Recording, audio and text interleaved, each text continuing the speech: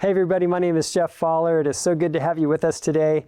And today we're going to show you how to repel fraudsters and how to keep away deadbeats from applying to your rental property. And there's some simple things you can do, and there's some systems that y'all need to have in place. And so we're going to cover those things today. And before we get started, AOA, it's one of the largest individually organized groups of apartment owners here in the state of California. And man, we have some amazing members. So proud of you. And we have lots of different services. And so this is a great video because it kind of showcases some of the forms, some of the tools that we have in place to help you really succeed and get the best candidates to turn into tenants. And so very excited about this today. And also just want to say thank you so much. Many of you took place in participated in the telephone campaign that we had where we called our local and state representatives. And so thank you so much for doing that. We're going to do that every single month, last Tuesday of the month, every month until Alameda County, LA County, LA City, all these places where there's eviction moratoriums, until those things are over, because we need to continue to convince our officials that this is the worst thing for tenants, and until they're convinced, we're going to do it. And so anyway, thanks again, and join with us in that next time. And also just want to say that, just a disclaimer, this is not legal advice, but we're showing you what we have and the system that we have in place, and we want you to adopt the parts that you want to, that you think will do well for your business. And everybody's business is different, your location is different, and so you need to take that into mind. And also want to say that there are so many aspects to getting a good tenant that this is not going to be comprehensive. And we do have Franco Simone, who will speak in person in San Diego, and he'll cover the ADA aspect of this so that to keep you out of legal problems. And we also have another speaker that will share how to write a great description for your listing, and also how to keep that right down the middle so that it's ADA compliant. And so anyway, there's a lot of different moving pieces. Today I want to cover the rental criteria. And the reason is I called some members and I said, hey, do you have a rental criteria that you could share with me? And the majority of them did not have anything written. And that's something that it's where you can get yourself into trouble if you're taking a tenant, one person, based on all of the criteria, then another person, you're not doing that. And I'm not saying that those members were doing that, but you have a higher chance of not discriminating if you have your rental criteria decided and if you're going by those. And so definitely this is the time where you really want to think through and have a good system in place. Things are different today than they were before COVID, and also just, so things are just different. We're in a digital age, and so things are really changing, and so we need to adapt, but we also need to keep the things that really matter. And so here we go. I think the main thing that we want is for you to be successful. And we know that you're going to be successful, and the job of managing your property is going to be a whole lot easier if you have good tenants. And so, again, really excited about doing this one. And just to start off, the number one statement that will eliminate 80% of the deadbeat applicants, it's a simple statement. We do credit and background checks on all applicants. Such a simple statement, right? But always have it written out so that they see that and so that they don't waste your time. We do credit and background checks on all applicants. So that's the key phrase that you'll want to have written down in your description, just so that those deadbeats can move along and find somebody else who's not really going to take the tenant screening process seriously. And again, right now the pool of tenants that we have, it's like I said, things have changed with COVID, and one of the things that's changed is the pool of tenants. You'll find now that there are more tenants that have debt There are more tenants that are willing to fudge things on their application. Fraud right now, 1 in 8 rental applications has some form of fraud. And unfortunately, what they say is that 50% of rental applications that are fraud, 50% of evictions,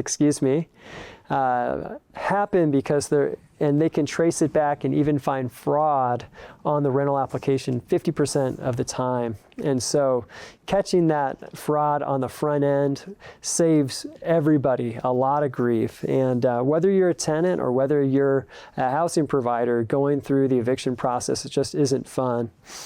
All right. So here we go.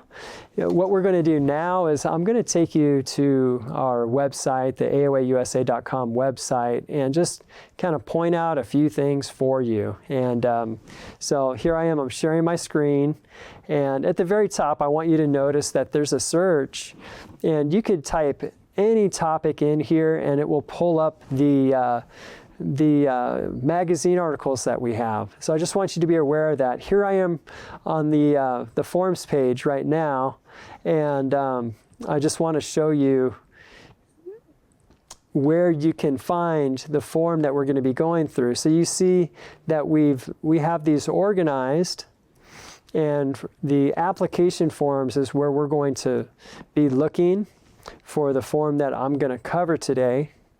And here you see that there's the rental application, but what I'm going to do is this qualification criteria for renting.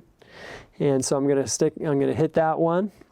And we're going to cover this because this is a great place, this is a great place to start to think through each of these points. And so we'll go through one at a time. And obviously there it says all applicants 18 years or older must apply. And so even if you could be like, Jeff, really? Like, this is a senior in high school. Why do I need to have a rental application for this person? Because they are legally responsible, and 2-3 years from now, they could very well still be in that unit. And if there's ever an eviction, you'll want to have all the information possible for that specific tenant. And as we go down here, we'll just take these one at a time. And so what you see here, a favorable credit history with a minimum credit score of, and you fill in the blank. And so the first thing that I want to mention here is the credit score itself. There are a couple different types of credit scores out there, and so I think you may want to be specific and say, I want the FICO, or you may want to say, I want the tenant risk score. And some of you right now are saying, what's a tenant risk score? What's a FICO? What is that? And I think most of you know what the FICO is, and the tenant risk score is one of the credit reports and one of the credit scores that we provide at AOA. It's a TransUnion product. Other people may know that it's otherwise known as resident score. And anyway, this score specifically is 15% more predictive of evictions. So it's a great score to you. I know a lot of you like the FICO and you don't want to let go of it. This is a newer score, and basically they just weight things differently, and they take different things into account than what the FICO does. And so they compiled that after doing research, and what they're really trying to look for, what is their residential consumer behavior going to look like. And so that's what that one was put together for. If you're looking at the AOA order sheet, you can see it. Let me find it here for us. And under the tenant screening tab, we get into the system, and when it's time to order a report, you'll see that there's these different scores. And so you have the tenant screening. It says TransUnion with FICO, or it can say TransUnion with the tenant risk score. And so this is just something that's offered to you. And down here, I want you to see this little Learn. If you click on the Learn button, it tells you more about that tenant risk score. So I just wanted to point that out to you as we're moving along here. And so those are different scores, but both of those scores, the FICO and that tenant risk score, it's a range from 350 to 850, and so they both use the same range. The numbers end up coming out a little differently, and so it really just depends on who is being screened, but that's something just to be aware of. And then the other consideration when you're selecting, what is this minimum credit score going to be, you want to consider what type of property do you have. Is it a Class A property, or is it something that's not so nice? And based on the type of property you have, you would want to set your credit score. So if it's really nice, maybe you want to set it at 720. If it's maybe not so nice, maybe it's a 650, or a 680, maybe lower. And I know some people don't go below a 600. Others, they don't go below a 650. That's really up to you. It's your business decision. And as far as what AOA would recommend, it's hard for us to recommend something to you, not knowing what you have, not knowing what kind of property it is. But anyway, so there you have that information. And great. So as we move on here, there's the second one. It says verifiable household income that is at least fill in the blank times the monthly rent. And so this is really a key matrix, a key data point. And both the credit score and this one, tremendously important. And the reason is that if someone is using half of their income to pay the rent, they have a very, very little margin for error. So when life happens and the transmission blows, they have to decide between transmission or paying the rent. And so this means that life will be stressful for them. So we highly suggest that your tenants are making at least 3 times what the rent is. So if the rent is $2,000, they should have a gross income of $6,000. $2,500, you guys are good at math. Yeah, so it should be $7,500 that they're bringing in gross income, so that they can have the cushion that's needed for life to happen and to be able to pay the rent. So this is good not only for you, it's good for tenants. And it's setting them up for success just as much as it's setting you up for success. The other consideration that you want to, the other thing that you want to look at is how much debt do they have? How much are they paying every month? That debt to income ratio is important. And so take a look at that. And so you could have a great FICO score, but if you have a lot of things that you're paying on monthly, then it could be where it's harder for you to pay that rent. And so take a look at all of that. And also the other thing, if you're going to have a cosigner, if someone's going to ask to have a cosigner, then that person, this is not our recommendation, but what we heard from Patty Widget is that you could have a cosigner, they should have at least a 700 FICO, and we 100% agree with that, and that the cosigner should be 5 times whatever the rent is, because if you think about it, and this kind of makes sense to me, if you think about it, the cosigner, here we are. You ever notice how you get locked out of your membership account? That's 15 minutes. And so I just was refreshing that screen there, and at 1 minute before it closes, you have this little courtesy thing, and you have to click OK. But anyway, all these things kind of happen as we're doing the live stream. So anyway, just to get back to that, so 5 times rent, that's what it should be. And so yeah, those are criteria. Those are things that you'll want to set. So here's what I'm saying. And so now you have to think about, what do I want to take? And also you could have a tenant and you could ask yourself the question, do I even want to let them have a cosigner? And you may be in a position where you're just like, you know what, I don't even want to deal with a cosigner, so no, I'm not going to do that. Again, that's your decision. And a copy of a photo ID is the next item that we have here. So we'll go back to the sheet. And so a copy of a photo ID. And this can be tricky because not everybody has a driver's license, but they do need to provide a government issued ID. And so that could be a passport, that could be a lot of different things. And also along with it, there should be a Social Security card. And okay, so what if they don't have a Social Security card? Well, if they are here, an international that's here, and they're working, they're going to have an ITIN. And an ITIN is Individual Taxpayer Identification Number. ITIN, Individual Taxpayer Identification Number. And when you run a credit report, you can take the ITIN. It's the same number of digits that a Social Security number is. You can put that in when you run a credit report, and about 50% of the time, today in 2022, 50% of the time, that will bring up, they will have established a credit history already with that. So that is a seriously useful number.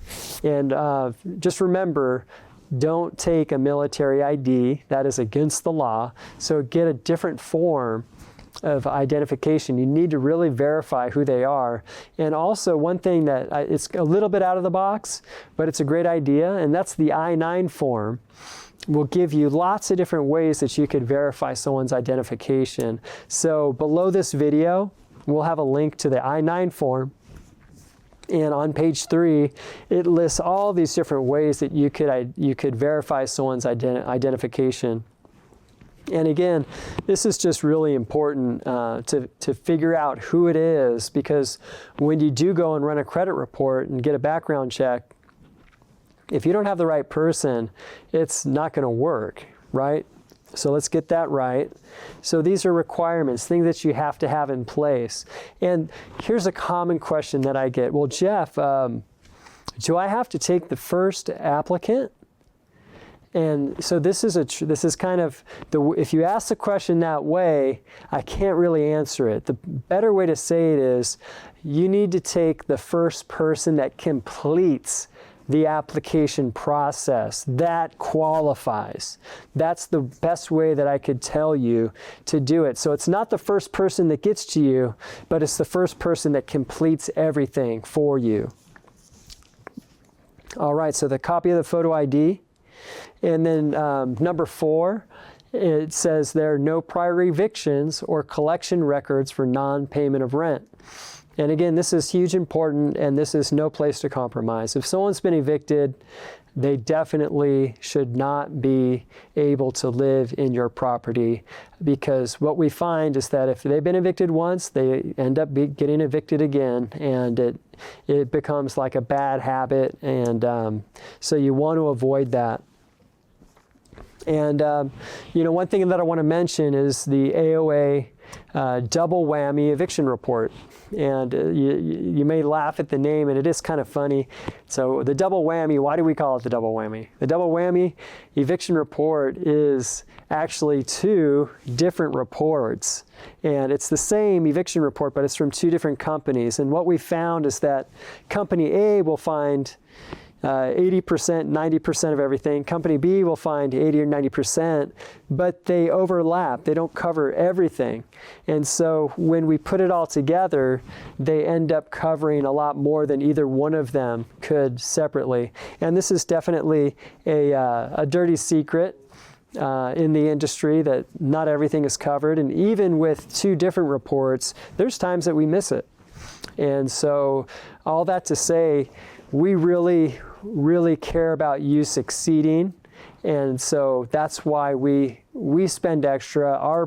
Our margin on that is lower than another company, but we do that because we really want you to succeed. We really want you to get the very best tenant possible.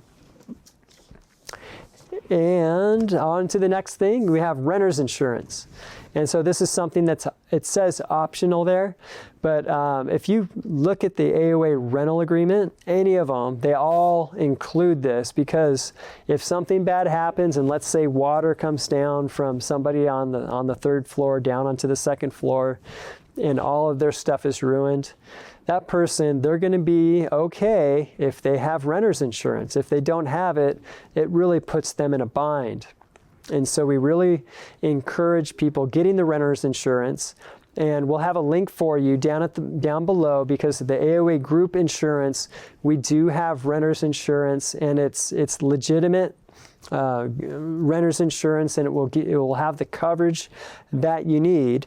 You need to it should have a minimum of $100,000 liability, and the policy should be equal to or greater than the term of the lease, and the property and address should be on there for your specific property. And the other thing is that if you would be added to the lease, to that agreement, then you would be notified if they happen to cancel that agreement. And so you could ask for that. And this is all before somebody moves in. Go ahead and get that. Okay, number 6 here. I know these are just bullet points, but it's a favorable references from current and previous landlords. And this is not a favorable reference from mommy and daddy. This is from previous landlords. And we actually have a form for this, and it's the 100R, and it says rental history verification. And here, these are some good questions that we ask there. And again, this is on the forms list, 100R, so rental history verification. So that's one thing. You'll want them to complete that form, or at least you'll want phone numbers and call somebody and talk to a real person. And again, you know, if it's mommy or daddy vouching for them, you're not going to get, you know, that's totally biased, right? And the other thing is, do not be fooled. A lot of times people will have their friend answer the phone and say that they're the owner. And so you need to be smart about it. Use Google, use Facebook, and really try to figure out who the real owner is, and ask them questions that only the owner might know, like year they bought it, how many square feet, other questions that you would know as a housing provider. So go ahead and do that for sure. And while you're on Google and Facebook and all that, trying to figure out verify the owner, you might as well do that for the tenant as well. Lots of times on Facebook, you'll see that they're posting a picture of them and their beloved pet. Well, lo and behold, on the rental application, if they don't have any pets marked down, even though you asked the question, then you can immediately just strike out that application, because they're not telling you the whole truth, right? You also could see if there's some violence in their postings, then that's someone that you're going to want to avoid, right? And so these are all things that in our day and age we have access to. All right, and there's the next bullet point, a fully completed and signed rental application for each applicant over 18 years old. And again, that kind of goes into the timing. You don't have to take the very first person that applies, but you should take the first qualified applicant that completes all of the paperwork. And so that's that fully completed deal. And again, use Form 100A, the AOA rental application form. It's great. Please use it. Remember not to write on that application. And also remember that you need to keep that rental application stored for 3 years. And just remember to always do that, and just put it in that file. And again, remember, you can't run a credit report without having a signed rental application. So please do not run a credit report on AOA tenant screening without that. Please make sure you get that. And also, one thing I want to mention is that we do have the AOA. We bought a property management software company, and so we have integrated the AOA tenant screening with this software, and we have also integrated the rental application form. Although it's fully customizable, we do have the rental application form here, and you can see here's a little notification that I have a new application. So I'm going to take a look. This also came to me as a email. And so I'm going to look in my inbox and see who I have. I had Mike Tyson, Evander Holyfield, and here's Muhammad Ali. I want to see his rental application. This is the AOA report. And so I'm going to go through. Look, he's got goat@fighter.com as his email. And I'm going to go through and look at everything. And I want to make sure that he doesn't have an eviction. He says he doesn't. Everything looks good and looks like he just wants to leave because his place is too small. And anyway, so I look at this, I view this rental application that's been made online. And then if everything lines up, I'm going to send it to my AOA member account. And so this thing here where it says connect to tenant screening, it's just a one-time connection. You make it once, you never have to make it again. And it will direct you to the AOA login. You sign in, and then it makes a permanent connection. And then this changes from connect to send. So then you could just send the information from this rental application, and it will show up in your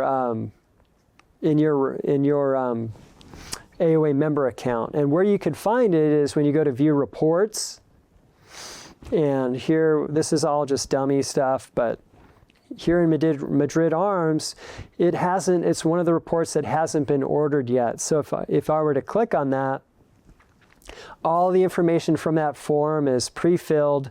So I just pick my package, and then you can see that the information is all there, the property's picked, everything's done, and then I can just go ahead and continue on and run that report.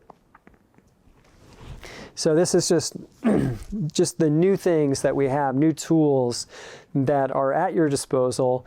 And yes, this does take a subscription. It's a monthly subscription, but as an AOA member, you get the first 6 months for free. And then it goes into the regular subscription after that. And there's also a link for this down below so you can sign up. So we bought a property management software company. It's AOA Digital for you guys, and it also has all of the AOA rental not the application, the lease agreements. So whether it's Berkeley or just the standard lease agreement, those are there. City-specific forms are there, notices, and the other addenda that you might need.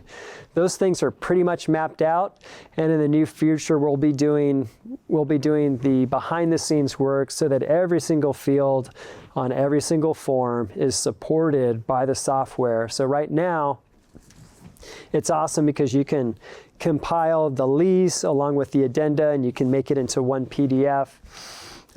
There's just a few things that we're working on to make that experience super easy for you. And anyway, so I wanted to let you know about it. All right, and so back to this criteria. It says that applicant does not have any criminal conviction for crimes considered harmful to people or property. And so this is the last of the criteria.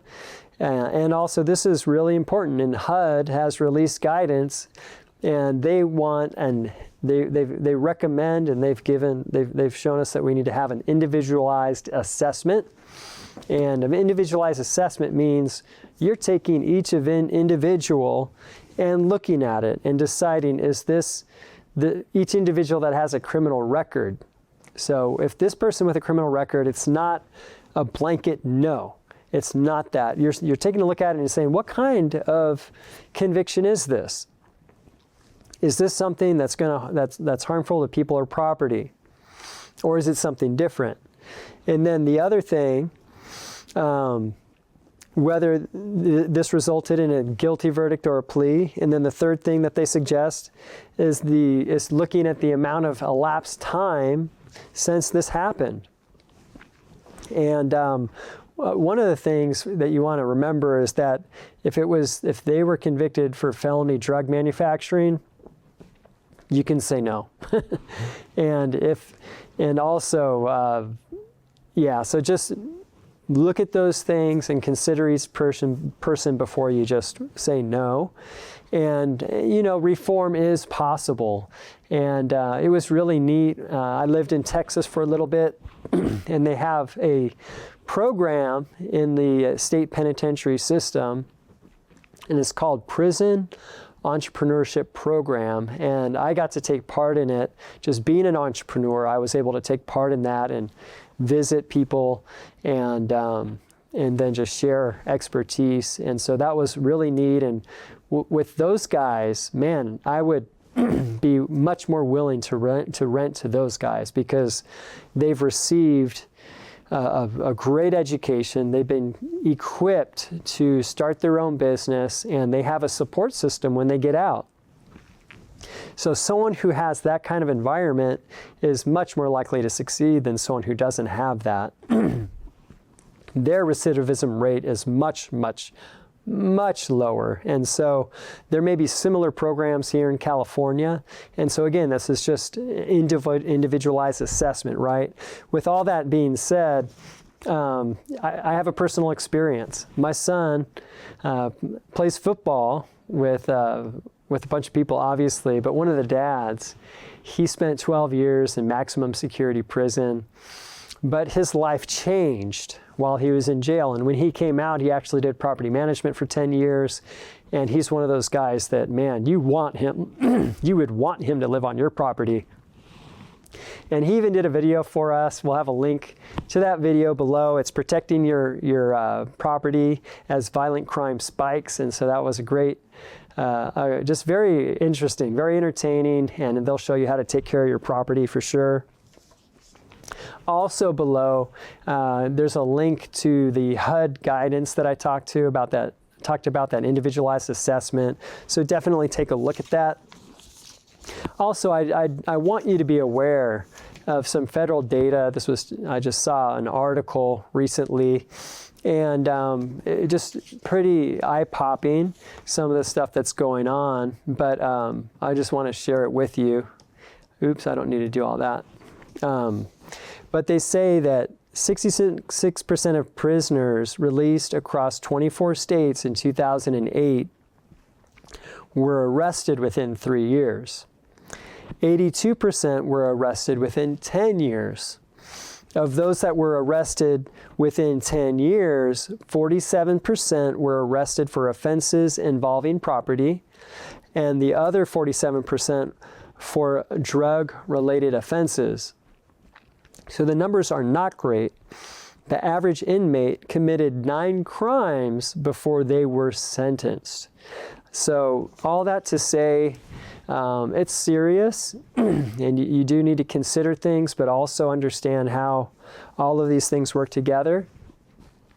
We have the 3-in-1 criminal report. It's a nationwide report. It's instant, but it's a 3-in-1 report because it does give a previous address history, which is great when you're verifying where they lived. And when you look at that, they may have left off a place that you see there, and that may be the landlord that you want to look at. And if you ever get a hit on the instant criminal report, please run the single county criminal report, because that will give you more details, and it will show you, it will really verify that this is the right person. And LA County and some of the other places make it very difficult to verify the identity because they don't, in the records, they don't record the full date of birth. So this makes things very, very difficult. And if you're in Alameda, if you're in Berkeley, other places, they've already banned your ability to do this. So you need to be aware, and we have some filters set up so that if you're in Berkeley, it's not going to let you even run that criminal report. But those reports are updated daily. So whatever report is being put online by the counties, we're going to get this information. Our data provider is going to get that information and make it available so that when we run a report for you, you're going to get the most current information possible. And this is something that we changed. We changed providers on this a couple years back, and we're really limited, and everybody's hands are really limited. But this is, I think, the best report that's out there. And we test stuff. We test it, and we have experiences with everything, just like you do. All right, now we're going to get into the documents. These are some of the criteria, and now we're going to get into some of the documents that are required. We already covered that photo ID and that rental application. We already covered those things, so we won't go there.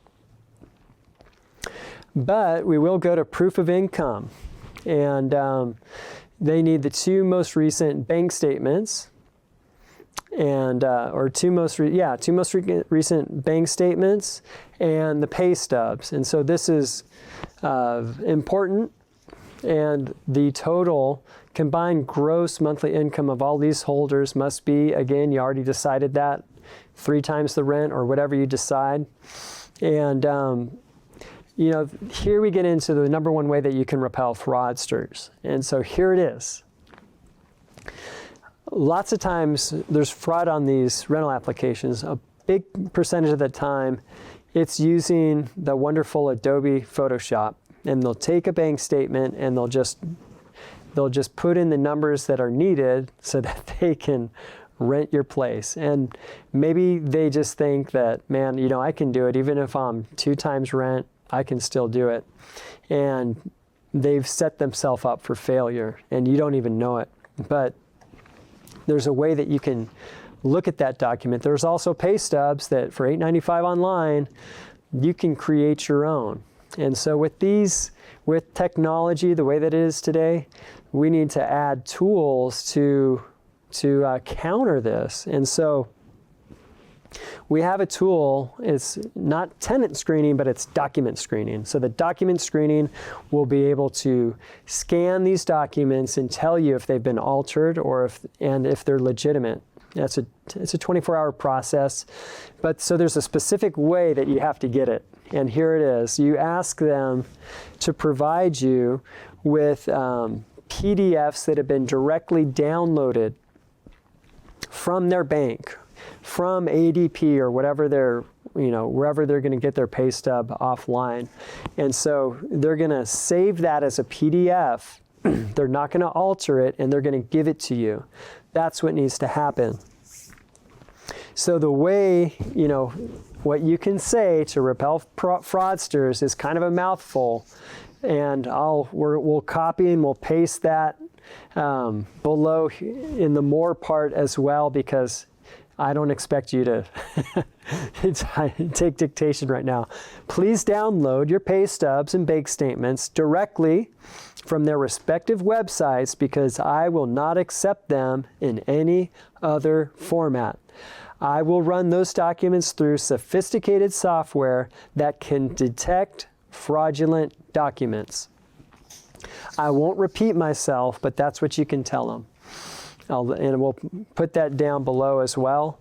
And that's what you want to do. And so that will repel a lot of people that are aware of those technologies, that are planning on using those things. They'll just find somebody else. All right? But you're an AOA member, and so you're going to remember to say these things and repel people that would take advantage of you.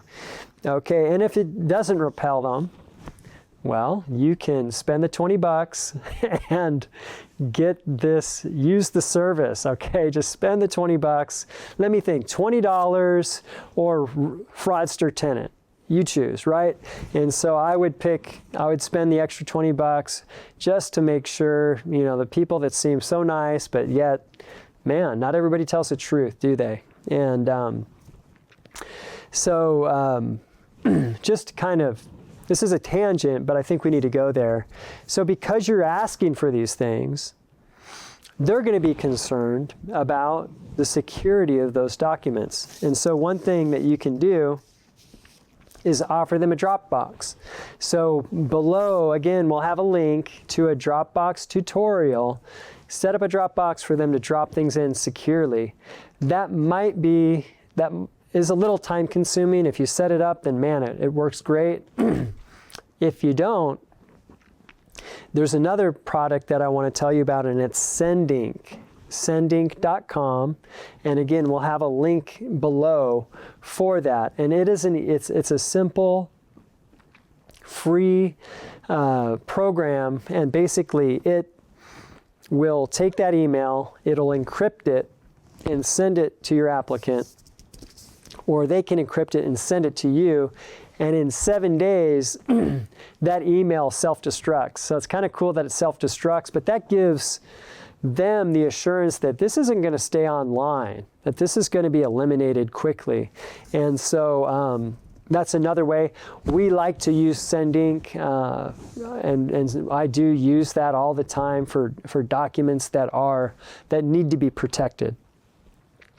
And so that was, back to proof of income. We're talking about proof of income, and so we do need to mention a few other things. What if they're self-employed?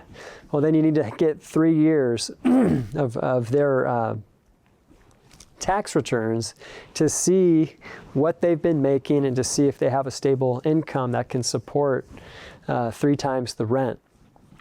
So that's what you can do. Unreported cash income. It's hard to track that. And then also, if you have a bad outcome with this tenant and you need to collect money after they've left, it's really difficult to do that. So just be aware of that. The other thing is when you get that bank statement, the credit report's not going to show alimony. It's not going to show some of these other commitments that just are off the grid. So you want to look at that bank statement, and lots of sometimes you'll get people that want to black out certain parts of their bank statement. And you're going to have to figure out how much money are we talking about that they're blacking out. But those may be obligations that they have, something like alimony. And those things you need to consider with that 3 times rent. If it's a significant amount of money, that's something you need to consider. But also remember, 1/3 of their income is what should be used to pay the rent. So the other 2/3, they're going to have a lease. They're going to be leasing their car too. So some of those kind of debts are okay, and it's understandable. But it's the other things, and if it's a lot, then that's when you need to worry. All right, and final thing here for a lot of you, it's the rental application fee you need to have. You need to get that, right?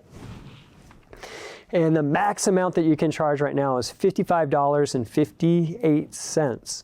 And so some of you are like, man, that $20, can I pass that on to the tenant instead? I don't want to pay that. Just add it to your rent application.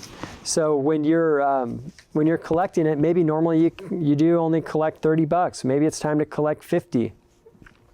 Add to it because you need to run that credit report. You need to make sure that you get the criminal, and you're going to want to get that document screening done as well. And just a side note on the document screening, when you have those PDF files, you basically click and you upload them into, there's a place for you to upload it into the member portal, and so you'll find that online as well. And we're going to go into some nuts and bolts and discuss the grade criteria that we have set up. This is something that the founder of this company created years ago. It's proprietary information, so those of you that are watching on YouTube, this is where your video is going to end here pretty soon. Those of you that are watching on YouTube that are AOA members, you can catch the same video inside the member portal, and it will have this other information. And it's information that you really need to know, and it's customizable information, which is really cool. And so For those of you that are not AOA members, man, I really suggest that you join. We have a lot of tools for you, and we're dedicated to helping you be successful. So thank you for watching,